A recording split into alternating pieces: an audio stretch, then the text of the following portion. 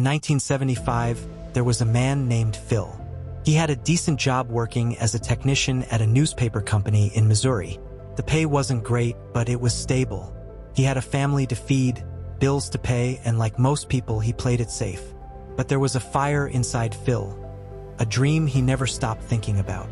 Phil loved fried chicken. Not just eating it, he was obsessed with perfecting it. His kitchen at home had become his lab. He experimented with spices, breading, oil temperatures, marinades. Every weekend, he'd invite friends and neighbors to try out his latest creation. People loved it. They said it was the best fried chicken they'd ever had. Still, Phil had doubts. He wasn't a chef. He wasn't a businessman. He didn't go to college. What did he know about running a restaurant? But that fire, that quiet whisper of what if, just wouldn't go away. So, at the age of 41, with his wife's reluctant support, Phil quit his job.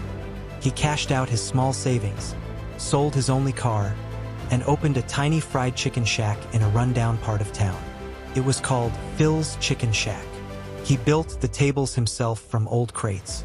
The menu was small: chicken, biscuits, sweet tea. That was it. The first few months were brutal. There were days no customers came. He'd sit at the counter, watching the clock, wondering if he'd made a terrible mistake. The bills piled. You have to keep believing, even when the world says you're crazy.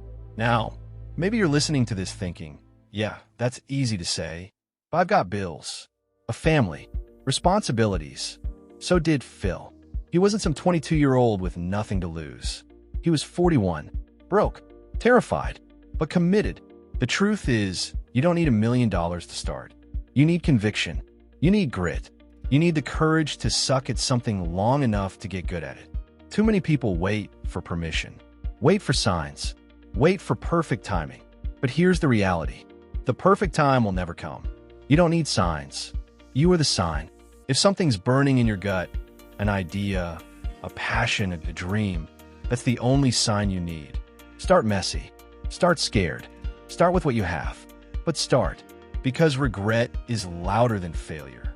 And 10 years from now, you won't remember how many times you fell down. You'll remember whether you had the guts to try it all. So here's your call to action. Pick up your bricks. Open a chicken shack. Write the first page. Record the podcast. Build the brand. Post the video.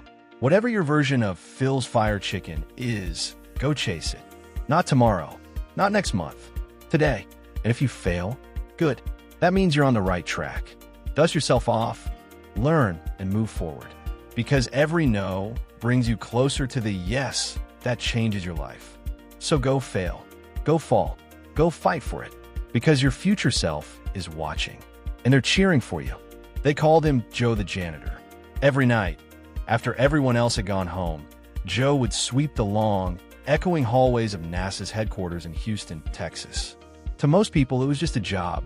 To Joe, it was something more. One day in 1962, President John F. Kennedy was touring the NASA facility. He walked by Joe, who was quietly mopping the floor, and stopped. He asked, "What do you do here, sir?" Joe didn't say, "I'm just the janitor." Instead, he looked the President of the United States in the eye and said, "Mr. President, I'm helping put a man on the moon." Let that sink in. Joe understood something most people never do. No job is small when you have a big vision. He didn't just see a mop.